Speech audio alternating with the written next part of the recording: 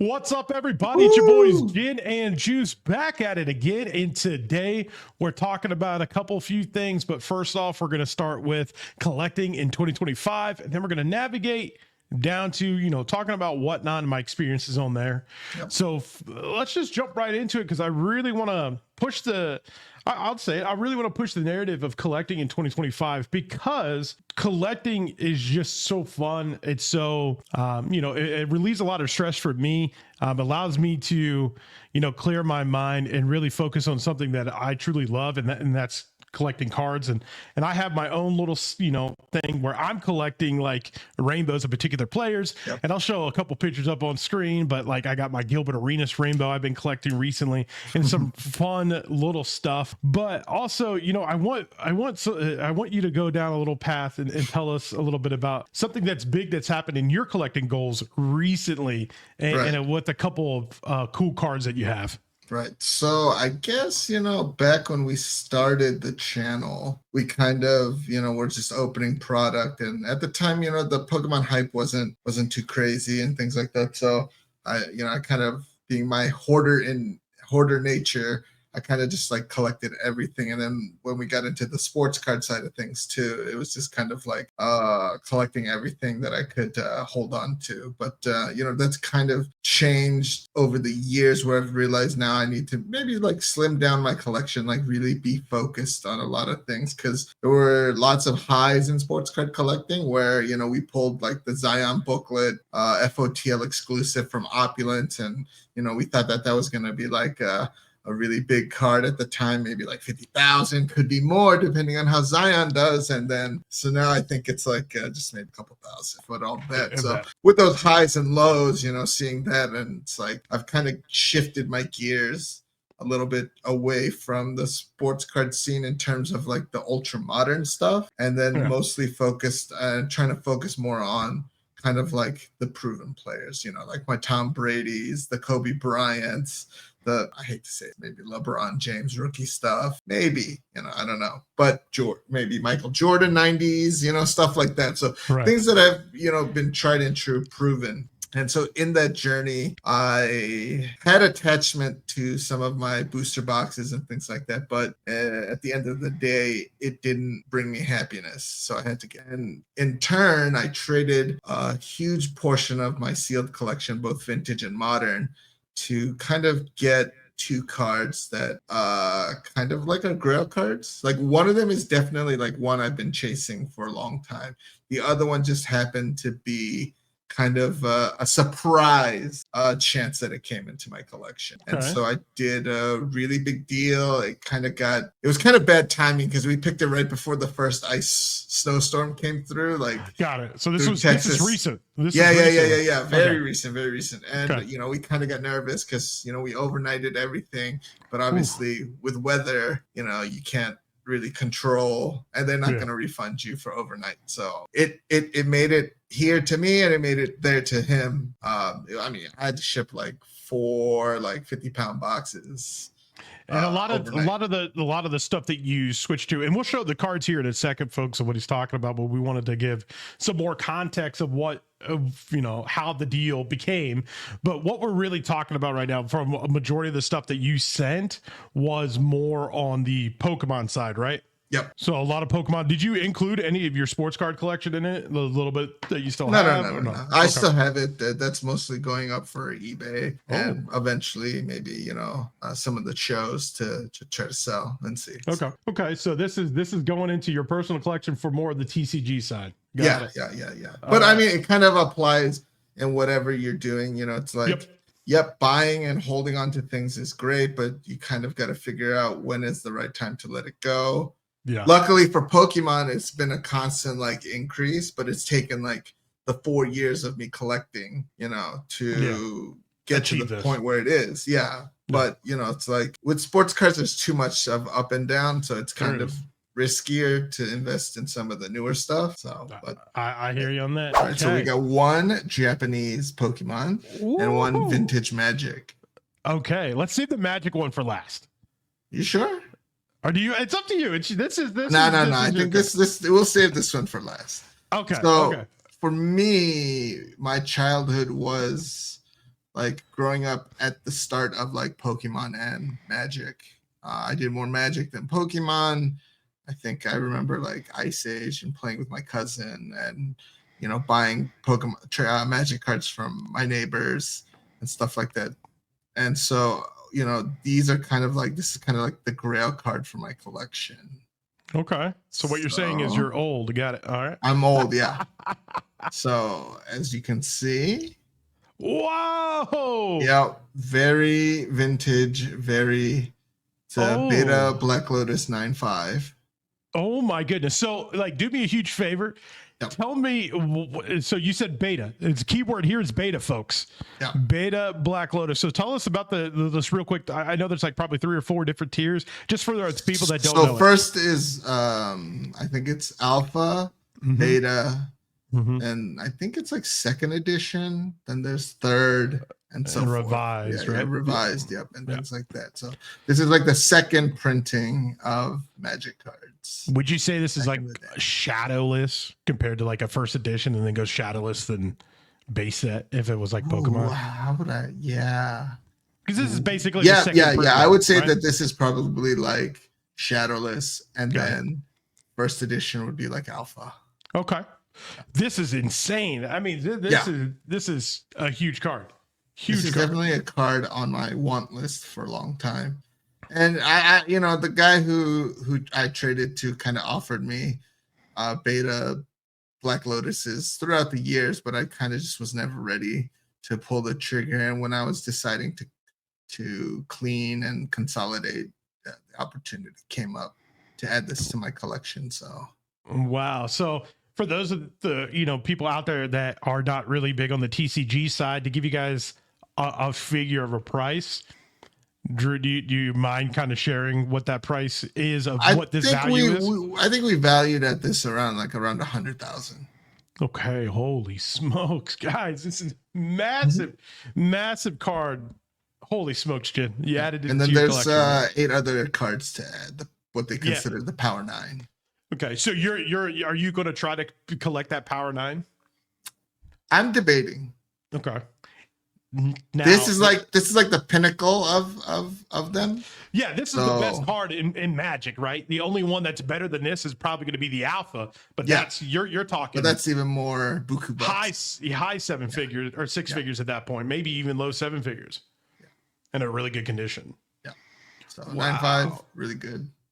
Wow. Super happy to add that. Now this one was not really on my radar at the time. I've known about this card, but you know, the chance came up and I just couldn't pass it up. So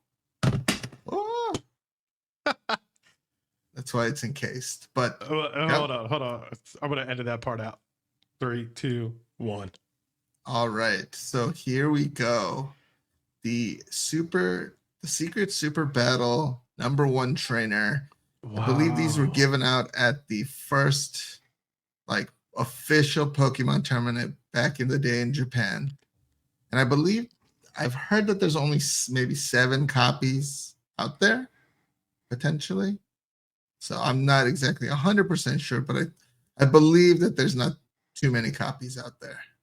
So probably like a single-digit number of copies. Eventually, I would love to trade this in for like a 1st edition Charizard, you know, kind of a decent grade, maybe a PSA 9. You know, I mean, 10's too expensive, I think. Right. But maybe an 8 or a 9, something like that, if that came around. So you're making the moves to potentially make a bigger deal down the line. Like I love the play. I love it. I feel like now that's like kind of been my ultimate goal. For sports cards, you kind of mentioned it before. For sports cards, it's like the cards are too volatile right now to kind of plan and move and play checkers like you normally do. It's definitely a bigger risk on the sports side, especially with modern day stuff. You know, I'm happy you brought up consolidating your collection and really focusing on it, because that's something you and I have religiously talked about probably now for the past 6 years since we've been doing this. So like, hey, like I know I used to just buy everything, and now like I'm kind of changing. You mentioned it yourself. You were a hoarder, and now you're changing up a little bit. Yeah. My house is getting a little bit less cluttered. Hey, but it was a beautiful treasure hunt every time I would come over and look at your stuff. And then now again, I've started to buy back into more modern stuff to kind of build an inventory and collection Yeah. for future stuff down the line. Whether I go one route, something we'll talk about later, Yeah. whatnot, Yeah. or if I decide to go the other route, which was again hold these for a couple years and then eventually when the price hits a certain market price that I feel comfortable moving it and then move it into something else. Yeah, and I think that's probably a little bit more of your style, but I mean, I'm pushing you to do whatever you want, but and I just want you to do something. You know what I Yeah. mean? I want you to do something. I went down to Orlando for the Original Art Expo, and I Yeah, did. I was, watching a case break with our good friend Justin Spidey Hits, good and old he was Spidey hits. breaking a case of a 2022 Marvel Masterpiece on Whatnot. Oh, oh, wow. And I kind of got a little behind the scene look.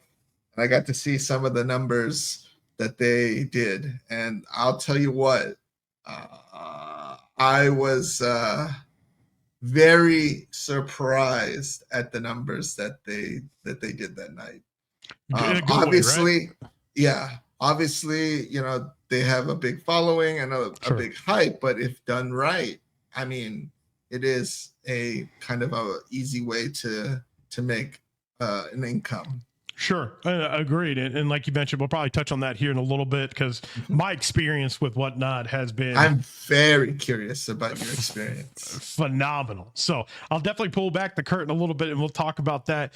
But before we jump into there, just to wrap it up right now about collecting and going into 2025, on my end, I'm personally consolidating my collection, collecting more of the bigger stuff. I got recently I got a Jalen Hurts booklet, and I'll throw it up on screen here of a picture. The Eagles are making the Super Bowl, my diehard team. It's kind of hard because like a lot of stuff that I end up wanting to PC a lot of stuff, but like for instance, Arizona Wildcats, they don't have the big investments. I wish they did, but a lot of their cards are big to me, so I tend to hang on to them a little bit. So I'm kind of in that limbo spot. Do I collect to invest or just collect? And right now, I think I'm doing both, and that's kind of what you see with like my player rainbows. Like I collected Amari Stoudemire rainbow from Prisma from a few years ago. This year's rainbow collection is going after Gilbert Arenas, and it's kind of cool. I've actually shared it a few times on Instagram, and Gilbert Arenas followed me. Oh, wow. And commented me in DMs and saying, "Yo, this is cool." And it was just such a cool experience, and it's really cool seeing one of my favorite players ever growing up, and he went to my favorite school. One of my favorite NBA players just follow me back on Instagram, which is really cool. I've had the same interaction with like Amari Stoudemire.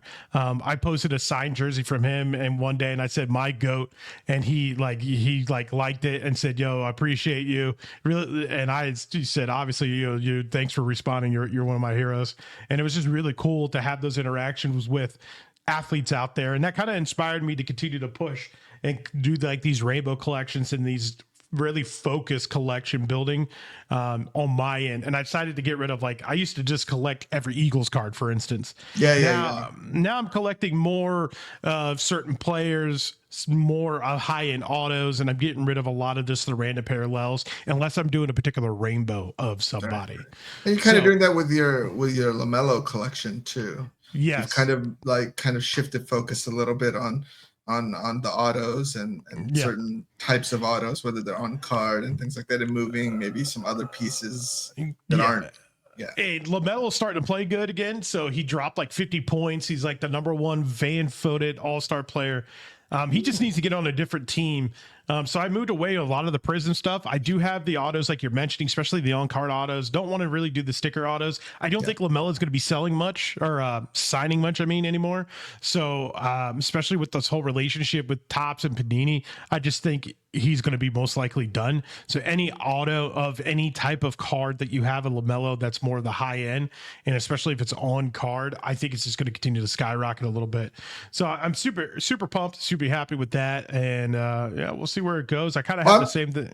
Go ahead. Well, no. I'm just kind of curious to see what the landscape of 2025 is going to look like for sports, because a lot of things are still up in the air. We're Yeah. eventually going to see a regime change of where, the licensing goes here and Yep. there. So it kind of makes me curious to see whether the sports card side of things is going to be kind of like in a mess for a little bit until the dust settles, and alternative like investments like such as TCG side of things is going to grow. We've seen that with Prismatic Evolutions, how crazy that is. Yeah. The next set, Journey Together, kind of like blew out the door. Whether that's going to be good or not, who knows?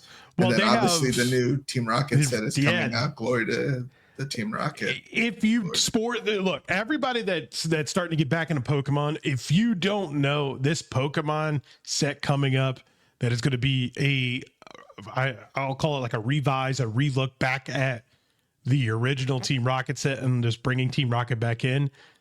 That's it. It's going to go crazy, absolutely crazy. And it's what, 6 months away, if that? Yeah, I assume? I think so. I'm still waiting for Japanese pre-releases. Pre-orders to open. It's going to go ham. It's going to go crazy. It is. So, again, it's a good way to look into another avenue, but also like just do your homework so that you're not being overpaying, getting scammed out of things. Because, whenever there's a boom and there's money to be made, there's always scammers out there. And especially with the recent, beta, alpha, beta, delta, whatever, play test Pokemon cards, finding out that a majority of those could be fake or are fake. Maybe there are no real ones out there, who knows? But things like that kind of really change the dynamics of it, because it was money. But again, those kinds of things, very niche. So like only, certain people really collected heavily into things like that and bought into it. So, you got to have some cheddar. That's for sure. Yeah. Well, all right. So cool. Collecting in general for going into 2025, I think, is going to be the primary focus, at least for us two. And we really want to push that towards our hobby or our community. So community, I highly recommend you look at the collecting side first as you continue to build your journey. Definitely not everything is always about sales. Sales plays a role in it for sure, and selling and buying and whatnot. But collecting overall should be your primary focus, because I think it's really going to allow you to understand, learn, and educate yourself about the hobby that you're in, whether it's more on the TCG side or the sports side. It's just always something smart you should do first. Right. And join a lot of different communities, ask a lot of questions, and just educate yourself into the different products. Speaking of communities, join our Discord, link below. At 500 people in our Discord, we're going to do a giveaway. I'm working on the card now. We'll talk to a couple mods about it. Noel posted it today in the Discord, letting the Discord know. So it's going to be a Discord exclusive giveaway at 500 people in the Discord. So if you have it, go ahead, click the link below and join the Discord. All right, let's jump to WhatNot. So, my experience with WhatNot for the past 2 months, I've been doing WhatNot streams. I've been doing 3 a month for the December and January, and I just ended my last stream in January. And let me tell you, overall, the experience is fantastic. Okay. The tool, the platform, the app itself is arguably the best app I've ever been a part of that manages some type of auction. It blows eBay out of the water in functionality, reach, depth. They have a search system. I wish like platformers like Twitch and say even YouTube took a page out of WhatNot's book when it comes to live streamers. You could really find, search keywords and find particular streams based off your keywords. Rather, those, especially with Twitch, you can't type in like Warzone. You have to go to a category and find a Warzone streamer, and then it just ranks them from most live to now. Yeah. WhatNot, it feels like, hey, they have particular keywords. If you attach it to your stream, if you're looking for dollar starts, you're looking for Pokemon singles or TCG singles, boom, here's all those people. Or if you're looking for dollar starts that are breaks, team breaks, boom, here's those people. And you're able to really get detailed in your search query about what you're trying to find, and it allows you as a streamer to grow a lot quicker. So that's one of the app itself is fantastic. So Now, one thing I did like was, I think it was your second to last stream where you had the sudden death.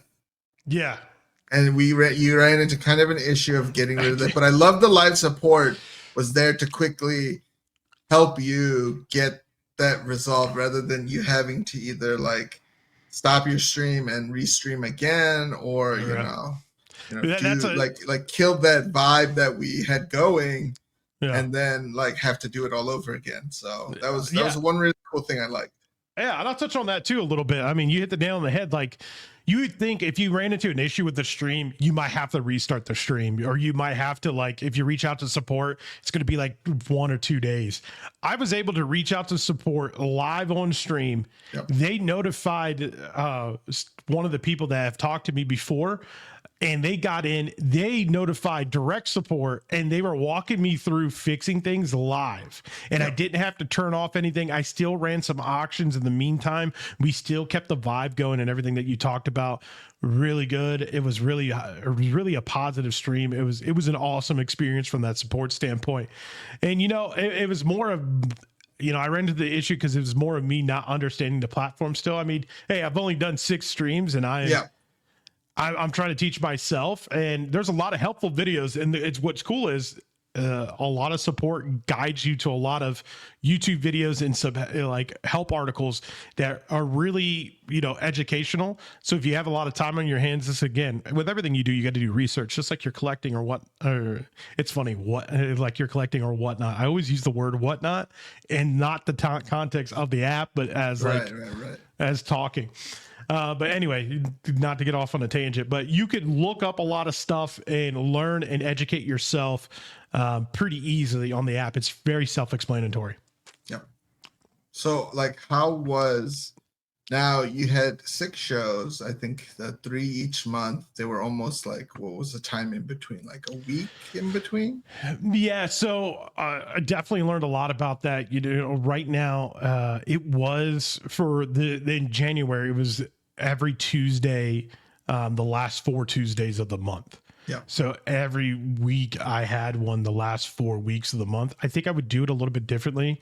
I got to plan a little bit better. I kind of rushed it a little bit on my end, but that's kind of like my life. I live in a pure chaos all the time, and I need to do a better job at it. So it's more on my end. But yeah, it was every Tuesday. And what was the struggle for me at that point was making sure that I had inventory. And let me correct myself. It was the last 3 Tuesdays. Apologies. Last 3 Tuesdays of January. But the biggest issue that I ran into was making sure that I had the inventory. Yeah. Having inventory, you got to be extremely active and getting good deals. Very quickly out and about. Like, it's something that tomorrow I'm going to go look at cards again for another stream that's coming up. Like, you have to constantly be on your toes and looking at it. Now, what's cool is, what we have going with Loot Box, there's people in the community that are selling collections, things like that. We have the website lootboxtv.com, where if you are selling anything, you can submit a form and I get some information. I have local card shops here. There's card shows. There's a lot of place for you to get inventory. But one thing I noticed is you got to have a little bit of capital, and you got to get the inventory in advance to really plan out your shows. So how much time do you spend, let's say, searching like ComC, eBay, sites like that versus like going to the physical stores? Because I mean, obviously, stores, very limited to the area that you can drive to, and just because you come and buy one day today, not necessarily they're going to be like restocked with a whole bunch of new stuff tomorrow. Yeah. Good question. So I looked at, I'll kind of label it out here. I looked at ComC, eBay, like you mentioned. I went to card shows. I went to stores, and I looked on Facebook Marketplace / Discord. So I'll categorize it that way. Stores, going into card shops, I actually did that probably 75%. I actually Okay, did the wow. bulk. Now, I am purely blessed because this is not going to be like for everybody. There's 2, maybe 3. There will be a 4. There's really good card shops here that have a Mhm. lot of inventory and have a lot of people come into them. Paradise Card Breaks, you guys see that all the time. Legacy Sports Cards, I started going in there a little bit more. There's also a close shop next to me called Knick Knack Card Shop. There's also a lot of other places throughout Vegas. And with a lot of people in Vegas, those card shops are huge. Like I'm very lucky to have people getting constant inventory that I could go look. And you're able to make a little bit of deals. Now, what stinks about going to the card shops, they got to make money too, right? They can't buy a card and then sell it to you for 40 or 50% or whatever that number is. So depending on the card, I did pay a little bit of a premium on. There was a card shop that I did go to in Phoenix when I went to Phoenix for some wedding stuff. Yep. And the card shop I stopped at, DNA Cards, they had some really cool boxes that were like it was either 5 buy 5 $10 cards, get them for $25 or something like that. Oh, okay. So it was some type of deal, something along those lines. And I was able to pick up a lot of cards for this past live stream that did really well. I was able to get a little bit of a discount. I was able to still sell cards on the live stream and give the people in the live some really good deals, because on a lot of those live streams, most of the time right now, even though Lootbox has a name and a following, we're still a little bit of, I would say, smaller end. Like there's only I think at peak I got 100 people in there one time watching the live, which is great. A lot of people don't have that, and I know we're blessed because we do have a following. But at the same exact time, those cards that I was selling, they're typically not going for as much as last comps were. So I was able to get a little bit of deal and give the people a little bit of a deal as well, is what I'm trying to say. So I would say card shops are 75% where I got the inventory. I would say about another 15% was at card shows. Okay. So there's been a couple card shows here that I was able to get inventory and so forth, and it was great. And the last piece, about 10%, was through Discord or Facebook Marketplace. I actually did not buy anything off of eBay or CompC to sell on the WhatNot stream. So my 3 main areas, Facebook and Discord, card shops, and then card shows. Now let's get into, since you mentioned, getting deals and passing the deals on to your customers. Now, I know when I was out in Vegas, we were picking up cars and things like that. And then I see the stream, and some cards sell for less than what you paid. Some cards probably sold for more than what you paid. Overall, I know you had a goal in mind per show, like you wanted to average out, based on the lots and like an average price. Would you say you were able to hit that goal? Was like the first like 2 shows like a learning curve, and then like the last like 4 shows were like, okay, I know how to do this? Or like, how was that like experience from the beginning? Yeah, you're hitting the nail on the head there a little bit. So like basically when I first started the first couple shows, I think my average order was like $10, which is pretty good. But I knew, just based on doing some certain math and just some looking at the figures, I wanted to go ahead and try to hit a certain dollar amount per card. My goal is to stay between $5 and $100 cards. That's kind of like my sweet spot.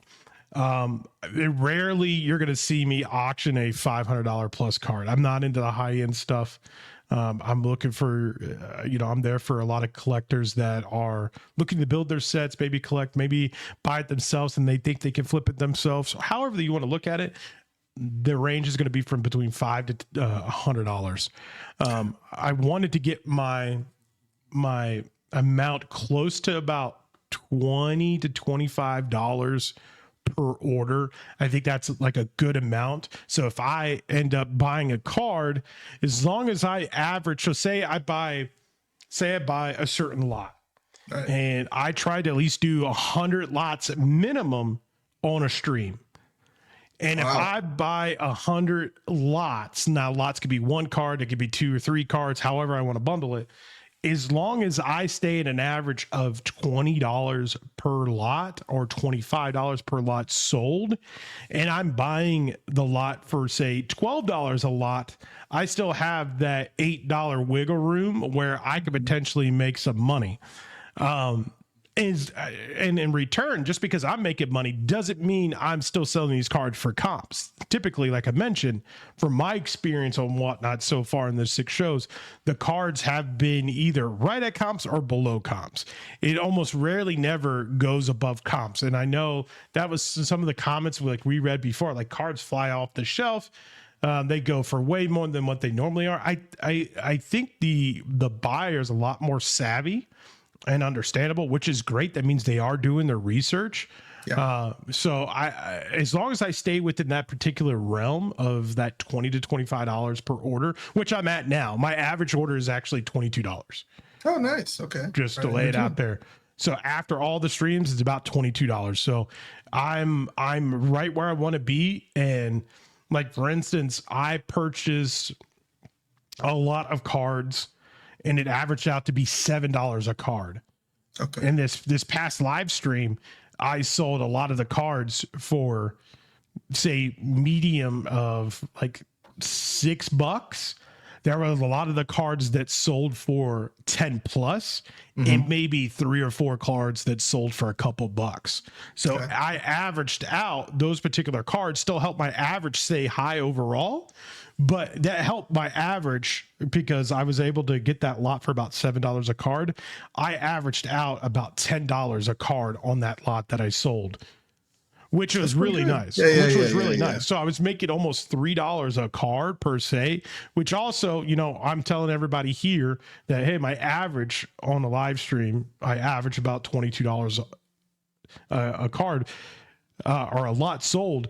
When I get that particular smaller lot for $7 a card and I sell it for 10, that still helps me keep my margins high because I'm doing a range of cards from $5 to $100. So for that bulk that I was selling for that lower end stuff, a lot of the higher end stuff, because I was able to get buyers, attract buyers in, a lot of my higher end slabs that I got that I was selling for sold for like $100, $110, which really helped my number go up. So when you're planning out your Whatnot stream, like I sit there and I basically fill up this box. It's empty now, but I take a 2-roll and I fill up a box and I plan the Whatnot stream. I'm not a fan of people coming into the stream asking you, what do you have? I'm not a fan of a streamer sitting there and saying they're taking requests. Your goal, in my mind, this is how I do it. People might not agree, but I'm just telling you, this is how I do it. I want to be an entertainer that happens to sell cards. So when you come to a juice loot box show, and maybe in the future you might come to a gin loot box show. Maybe. The goal is to have conversations, build that community, have some funny interactions and so forth, but also have like you're putting on a show. So that means you got to be organized. So I organize my cards. I start off, and if you watch the stream, you could tell like I start off by lots of 10. So I basically try to get 10 cards and I mix them up a little bit. I sprinkle a lot of those $5, $10 cards, and then I might put a banger in the 10 lot. And then that way it keeps chat interactive. It keeps them going and so forth. And I do this the entire time, and I mix in giveaways and things like that because I'm trying to tell a story as I'm live, and I build it up to the very end where I have these massive cards. And last stream I had a massive Jaden Daniels card that ironically I pulled that day, where the card went for like $300. Yeah, I saw that. And it was awesome. It felt the show went exactly how I envisioned it in my head because I planned it out. Right. So hopefully that gives some people some insight to kind of like that path and the inventory piece and why it's important to get certain sections to have an ideal of a figure and head that you want to hit per show, and kind of lay it out that way. Gotcha. And then you also did say that because we have a platform, we started out kind of with an easier of getting people to view our shows. Because I know sometimes whether it's, streaming on Twitch or starting a YouTube channel, it's that initial time you gotta attract the customers if you don't have a base. So how does one person who's new to the platform build that following if they don't already have like a big presence on social media or have a YouTube channel or just some recognition out there? That's a tough one. My background is marketing. My primary job for 13 years was being a director of marketing at various companies, and I ended up being a senior director of marketing at a Fortune 500 company, and that gave me a lot of understanding of building something small and kind of pushing it forward. I will start with this. If you are going to be streaming, whatever you do, you need to realize that just because you're streaming does not mean you're going to grow. You could be streaming 10, 20 hours a day. This goes for the WhatNot streamings. This goes for any type of streaming. You need to understand that you just doing that is not enough. You need to understand that you need to put in all that effort into social media, into marketing yourself. And there's areas you start at. One, if you don't already, get an Instagram account.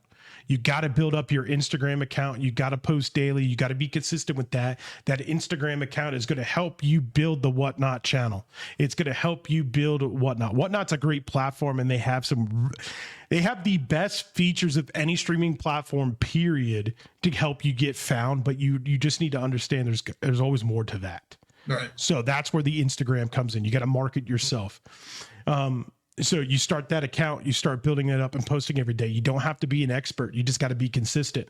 You're not going to get a ton of views, but you are going to get some likes. It's going to be a struggle, but I guarantee you, if you stay consistent for 30 to 60 days, you're going to see a drastic change from day 1 to day 60 easily.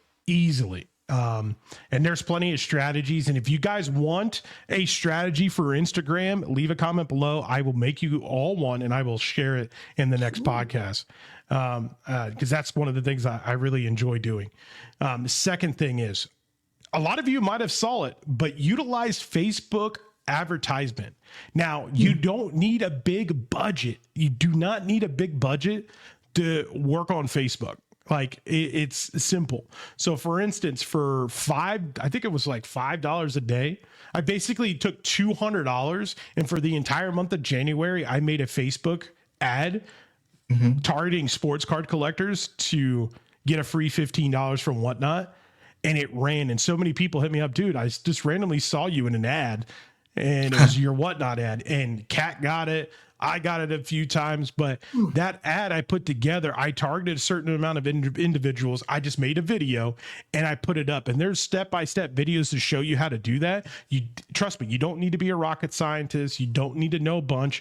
You guys can figure it out. I know it's scary, but you can figure it out. And I ran that ad, and that ad, you know what? Here, I'm going to see how much that ad actually cost you. Yeah. Okay. Give me 2 seconds. Who knew that running ads like that could help attract? Yeah, right. And I'm surprised that you didn't have to spend so much. I mean, like $5 a day is not even that much. I know, that's what I'm saying. I thought it would cost a lot more. Yeah, but like your average Starbucks coffee. I spent $10. I spent $10 a day. Here it is. I'm going to share my screen too. Oh wow! Let's take a look. Let me pull this up. Present, share screen. Actually, 2 seconds. Let me do like that. Here we go. Can we see it? There we go. All right. So for 23 days, I spent $229. I got 878 clicks with 23,000 views. My cost per click, my cost per link click, my cost per link click to get somebody on an outside platform to click to go to my WhatNot cost me 26 cents. Jid, if I could tell you I could get you clicks for less than $1, would you take them? Yeah, of course. I reached over 20,000 people, got 23,000 views. I got 878 clicks. I got people watching my video for a decent amount of time, got 92 reactions. My target audience was mostly men. And the age groups was exactly where I wanted them to be. 25 through the age of 54 of my primary group, my primary budget, the people that are interested in sports cards, it hit that market. Wow. This is the ad. Get a free $15 on me and whatnot by just signing up for first timers. Spend it anywhere on the app. Buy singles, get into the break, sign up. It was a simple video that I did. Let me see if I can see the video. Takes a little bit. There we go. Here we go. You're glowing like a Super Saiyan. You like that? Yeah. But yeah, to your point, like you could kind of see it. Look, I'm not from a creative side. I have a creative mind for strategy. I may not be the best visual creator, but I was able to create this in CapCut. I recorded myself, threw myself in CapCut, and within like 10 minutes, I had this final product, and it's a 30-second video. Like, I mean, a lot of people don't take that chance when they should. That's Right. That's what they need to be doing if they want to grow. So there's two examples. One, get an Instagram account, be consistent. Two, give yourself a little budget. Now I get it. Some people might not be able to spend $200 additional dollars. Completely understand that. Build up to it. A lot of people want to hit a home run right away. Well, getting on base is good too. This is a war. This isn't like I'm trying to win right this second. You Right. got to build your foundation. You got to get going. Hitting singles every single time, you're eventually going to come home and score. You don't Right. need to hit that home run and clear all the bases right now. Hopefully people are getting that with the baseball context. But those are the first two things that I would start if I were you. And then the next thing, getting into it. On WhatNot, giving away how WhatNot system was working, they set you up for success so easily. It's so difficult giving away items on other platforms. I hate it. I hate it with a passion, but I want to give away, but it's so difficult on other platforms. With WhatNot, they make it super easy by allowing you to create a giveaway piece of inventory. And they already, the people who are winning the card already have a WhatNot account. So when they win that, you could easily get their information, create a label, and ship it off. Send it So off. Yeah. having giveaways in your WhatNot account and having frequent giveaways is a must. You got to be giving back to your community. You can't sit there for 4 or 5 hours having a dead stream. Like if you're just sitting there and you don't have a face cam and your hands are there and you're not doing anything and you just have a little sign. I see it all the time. Hey, just let us know what you want. No, you got to have it interactive. You got to be putting on a show like I mentioned earlier. Gotcha. And having frequent giveaways and doing those giveaways allows the crowd to talk, be interactive, allows them to stay, because you could do buyers appreciation giveaways that force individuals to stay for your stream and chat. The goal is to make sure you don't get people to leave, but you also want to make sure they stay. And they're not going to stay if it's silent and boring. Would you Right. stay? You No. get in a lot of break yourself. Like if it's boring, you'll be like, all right, I'm like not feeling the vibe, I'm out. Right. And it's the same concept that you got to have here. So those are the three big things that I would focus on. One, focus on an Instagram account, be consistent. I think that's probably the most important thing, like build your brand up. Two, if you have the ability to spend money, I did spend $200 here. You can spend $50 in 3 days. It doesn't have to be a ton of money. You could do $5. You could do $1 a day. Right. I think there is a minimum. Maybe it's $2 a day, but you could do a minimum per day, like a super low minimum. And then three, giveaways, build that community, be community driven first. So those are the top three things that I would do if you're small and you don't have the luxury of having a big influence already. That's how you start. And that's how Lootbox started. Like we grind behind the scenes. It's not like something happens and boom, like it's We're at constantly 100K, going. right? Yeah, it's constantly going, like countless hours of editing, countless times you and I staying up to 3 o'clock in the morning talking a strategy, countless times of us coming and the days we would record for 10 hours at one point. Yeah. Doing a ton of videos. Like it literally takes time and you got to put in the effort. You got to put in the work. I gotta ask. I noticed that you recently took advantage of their new, I guess you would call it kind of like a frequent buyers program where they have the different Oh yeah, tiers that you can unlock and stuff like that. really cool. So now obviously you have to take into account as you create those tiers, kind of like your bottom line and what you want Yes. to offer and things like that, right? But it's fully customizable to like how you want to structure the tiers, right? Correct? It is. It is. And I'm going to pull it up right now how I have this one. So Because I have a few basically, streamers that I'm like their diamond tier, and oh, it's fun. Yeah. ladies and gentlemen, if you ever seen the meme of, oh, he got money, when Jin says diamond tier, you go, oh, he got money. Yeah. But this season was easier Oh, because it is. because the last season when I made it and it reset, luckily this person had everyone reset. If you were, I think, diamond, you just got reset to gold. So it's much easier Yeah. to hit back diamond again rather than having to start all the way at the bottom again and come back up. So Yeah. So kind of they cool. basically, they reset, and it looks like it's every Like 2 months, 2 or it 3 should be months. 3 or 4 months, I think it is. Yeah, 3 months. Yeah. So right now we're in season 2. My season 2 is December 2nd through March 3rd, and I have bronze, silver, gold, platinum, and diamond tiers set up. Bronze is simple if you want to get in. So basically, you guys can look into the rewards, but I'll tell you what each level offers. So for bronze tier, if you get into it, it basically is 10% off your next purchase, up to $20 off total.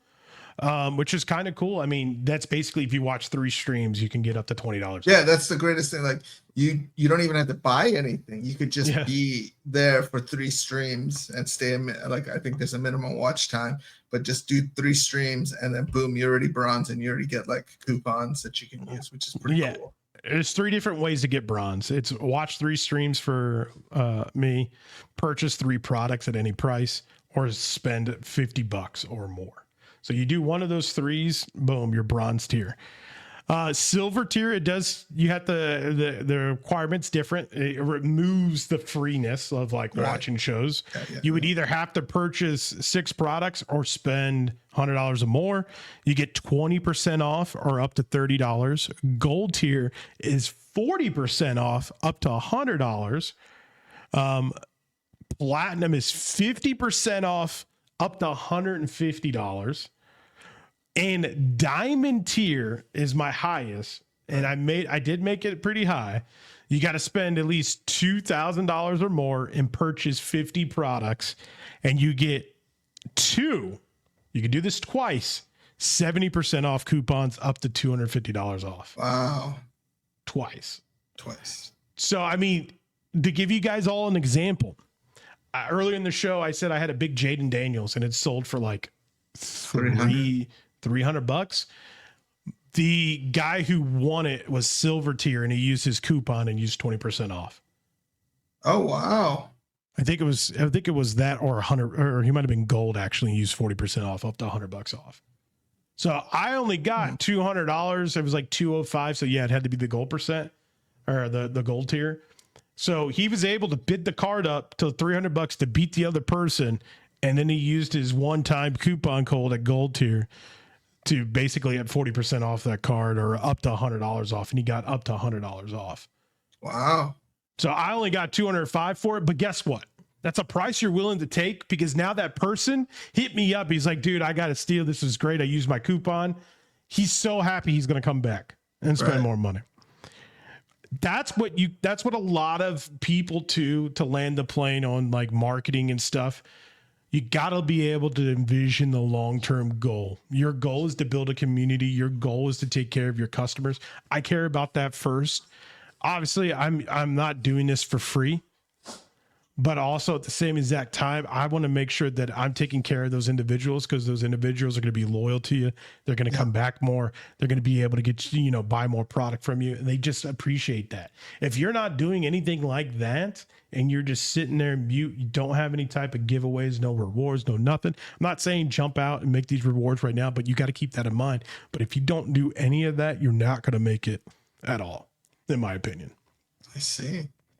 Well, you know what? I think you maybe have to make a separate video and kind of like make a kind of like your whatnot Do's and recap don'ts? video. Yeah, do's Yeah. and don'ts, and kind of like, give uh, a more detailed breakdown of a lot of stuff, because I definitely want to see, because I saw like some breaks, and to be there physically to see it happen and all of that, it was just kind of mesmerizing, and I was like, oh, you could actually like turn this into kind of like a full-time job, almost like, where if you can secure enough product and be consistent enough, like you could pocket a nice salary like at the end of the month, monthly.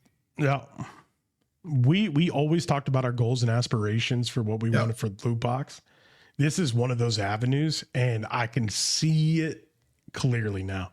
And it's Now that you've done it. Now that I've done it, and you know how I am. I am now a madman. I'm going to make it happen. I am going to make it happen. One of these days, when I have the next one, we'll fly you out.